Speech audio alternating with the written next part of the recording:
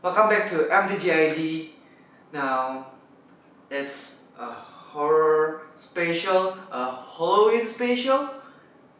Even though you already read the title, but if I remember horror and Halloween or even scary things, one creature that remains in my mind, and it is zombies. And today we're gonna dive in a zombie maker deck token. Of course, tokens. What else? I really like making zombies tokens with this deck, and this is also my personal deck. Let's dive in. The one and only Ghoulcaller Gisa. For just 5 mana, she has a base power of 3 and toughness 4. For just 1 mana of black and tap her, sacrifice another creature. And we can create X 2 per 2 black zombie creature tokens, and X is equal to the sacrifice creature power. Let's talk about the zombie. There's for tribal cards, there's called Lord cards.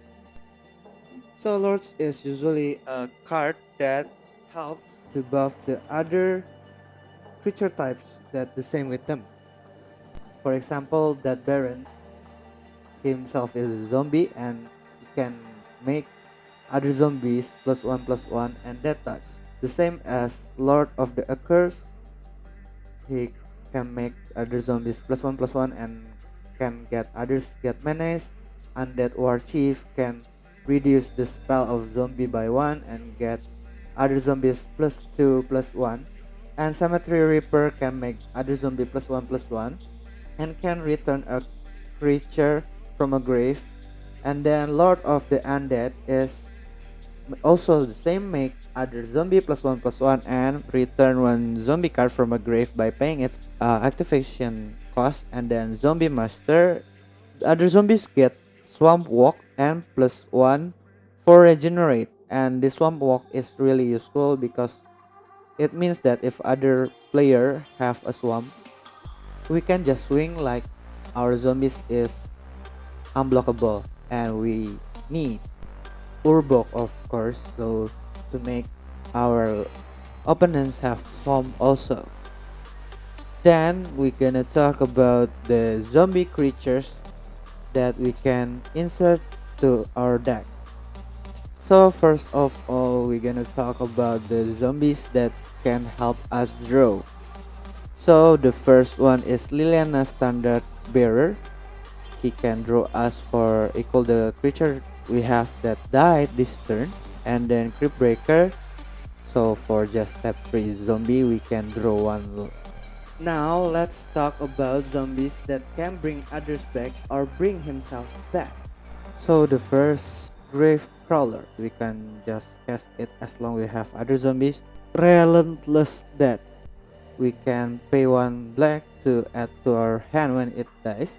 And also we can pay extra X to return a creature to battlefield from a grave, and X equal to its CMC. And then Grave Spawn is really an awesome card for this Ghoulcaller Gisa deck, and maybe it's one of the MVP because just for top 5 zombie we can revive one creature from any graveyard. We can put any creature from any graveyard, not just ours. The next is Rothawk. Is we can return X zombies, and X is the number of opponents. So when we cast it, we can return 3 zombies from our graveyard, and wow, this is really a broken card. And then a Scorch of Nelthot. I don't know how to pronounce it as. So we can cast it again from our graveyard by 2 mana and sack 2 creature. And then the next is Phyrexian Delver. Is we can revive 1 creature and we lose life to SCMC. And then the next is Gravedigger. We can return 1 creature to our hand. The next topic is, I call it Leech. So just like the creature that's sucking other bloods. So this all zombies is making people suffer by losing one life by doing something. Like example, I put Gray Merchant as Podel. So each opponent lose X for our devotion, and our devotion is the mana symbol on a card. When we have Ghoulcaller Gisa, example, we have two devotions. Shepherd of Road, each player lose one life for each zombie. So if there's a zombie in battlefield, there's 10 zombies, each opponent lose 10 life by just tapping it.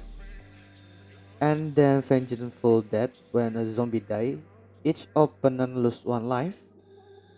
Game Palm Polluter, it's cycling, we can choose one opponent to lose one life for each zombie in the battlefield. And then Black Belcher, so when a zombie die, each opponent lose one life. The next topic is the other zombies, their graph colossus, so it can get bigger for other zombies in grave. And also when we cast zombie, we can get another zombie tokens. And then the next one is Flag Back Marauder. When it enters, its player sack one. So for us, it's so easy that we just can only sack our token. And then the next is CDC. So it's really good card. So we can tutor another card to our hand. So maybe a combo cards that we need to put. And then next one is Murderous Rider. So it's this card is important only for its adventure, so we can destroy one creature or a planeswalker. And then the next is Corpse Harvester, so we can end tutor a zombie and a swamp to our hand. And then the next one is Noxious Goal, so we for other zombies that enter the battlefield, other non-zombies is -1/-1. Even Ghoulcaller Giza is not a zombie and can affected by this, but it doesn't really matters because when we have this noxious goal, it means that we can make a lot of creatures and just swing in. And then the next is Rotting Regisaur. Is I put this card is only for its power, so just for 3 mana, 3 mana card, we get a 7 per 6 and we can sack it to get 7 tokens. Is really great. So let's move on to the next topic as the non-zombies. The first one is Liliana's Devotee. As other zombies is +1 and then a creature died, we can pay 2 mana to get another zombie token. Grave Titan, this is a really great card and have a infinite mana combo. When it enters and our attack, we can put 2 zombie tokens. And then the next one is Ayaraf. Its effect is when a black creature enter, its opponent lose 1 life and we get 1 life. And we can sack a creature to draw. Overseer. So this Overseer is when it enters, we can destroy a creature. And then when a non-token dies in the opponent side, we can create another zombie. And then Specialist is this is a new card. When it enters, we can choose a creature type, and if it dies, the creature type that we choose dies, we can draw a card. And the next one is Butcher of Malakir. Is really an overpowered card. So when our creature died, one creature died, other player needs to sack a creature of their own. And then the last non-zombie card is Kid Dog, how to call it. So its effect is when a creature die, we can tap it and get a 5 per 5 flying demon. So let's move on to enchantments. Endless Strength. So we can put X zombie, and X is half of the zombie I control or you control if you make this deck. And the next is Dictate of Erebos. Is the same with Butcher of Malakir effect. And the next is Liana's Mastery. We get Zombie 1 to when it enters. And our zombies get buffed by Liliana's Mastery. The next is Instance. I will put Village Rites. Just for 1 mana, we sack one creature and draw 2 cards. And then Tragic Sleep. When a creature dies, we can minus 13 per 13 to target creature. Usually, creature is lower than 13. And then Sudden Spoiling is really good because we can make other creature in one opponent is 0 per 2 and lose all abilities. And then the next is Defile. We can target one creature for minus one for each our swamps. The next is Malicious Affliction. So when another creature die, we can target two creatures to destroy. And then Frasca Contempt is exile a creature or a planeswalker, so it's really useful. The next is sorceries. The first is Treat the Bone to draw a card. Then Victimize. So we just need to sack one creature to revive two creatures from our graveyard and really great. And then Zombie Apocalypse to return all zombie to our battlefield. And then Necromantic Selection to destroy all creature and revive one. And then Rest of the Dark Realm to revive all creatures from all graveyard. This is super overpowered. In Garruk's Wake, destroy all creature and planeswalker from all opponent, not ours. And it also destroy planeswalkers. And then Ever After to revive two creatures. And then Siphon Mind. So we draw for each of our opponent. So we have three opponents, so just draw three. And then the last one is artifacts.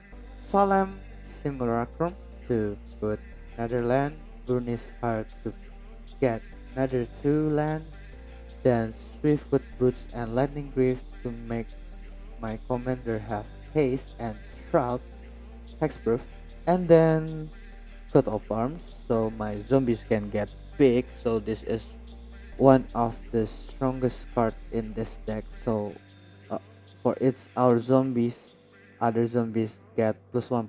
So if we have five zombies, all of our zombies plus four.